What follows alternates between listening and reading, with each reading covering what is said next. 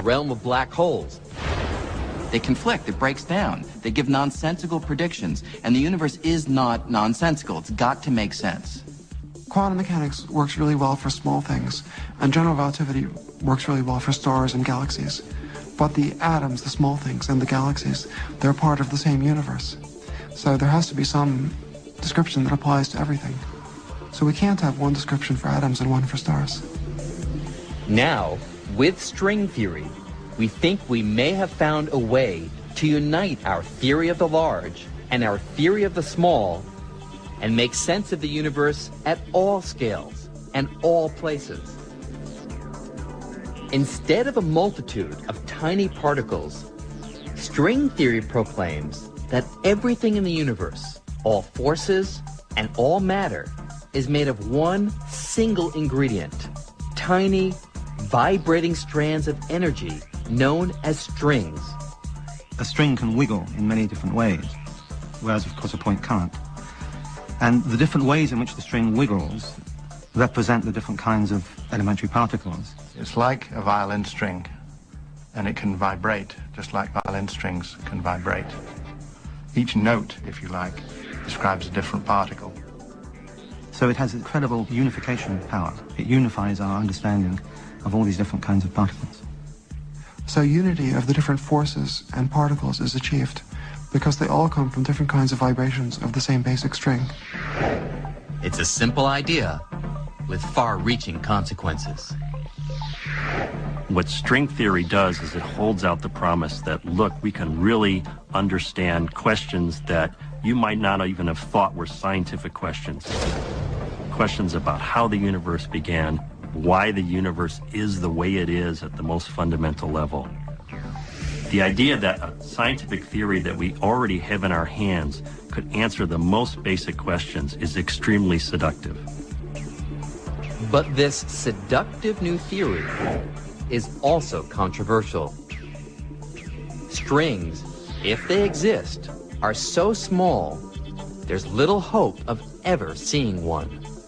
String theory and string theorists do have a real problem. How do you actually test string theory? If you can't test it in the way that we test normal theories, it's not science, it's philosophy. And that's a real problem. If string theory fails to provide a testable prediction, then nobody should believe it. On the other hand, there's a kind of elegance to these things. And given the history of how theoretical physics has evolved thus far, it is totally conceivable that some, if not all, of these ideas will turn out to be correct. I think 100 years from now, this particular period when most of the brightest young theoretical physicists worked on string theory will be remembered as a heroic age when theorists tried and succeeded to develop a unified theory of all the phenomena of nature. On the other hand, it may be remembered as a tragic failure. My guess is that it'll be something like the former rather than the latter. But ask me 100 years from now, then I can tell you.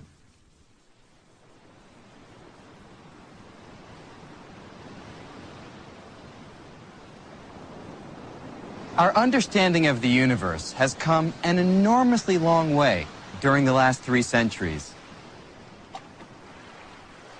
Just consider this.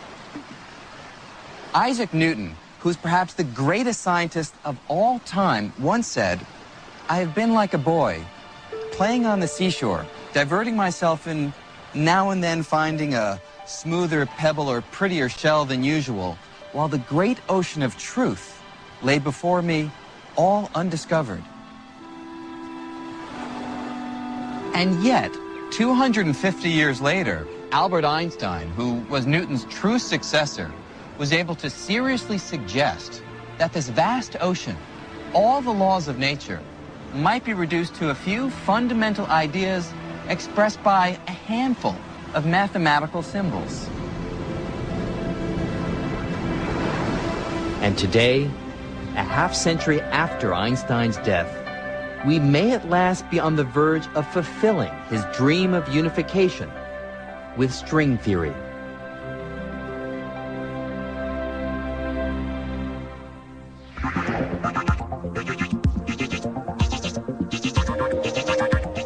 But where did this daring and strange new theory come from? How does string theory achieve the ultimate unification of the laws of the large and the laws of the small? And how will we know if it's right or wrong? No experiment can ever check up what's going on at the distances that are being studied. The theory is permanently safe. Is that a theory of physics or a philosophy?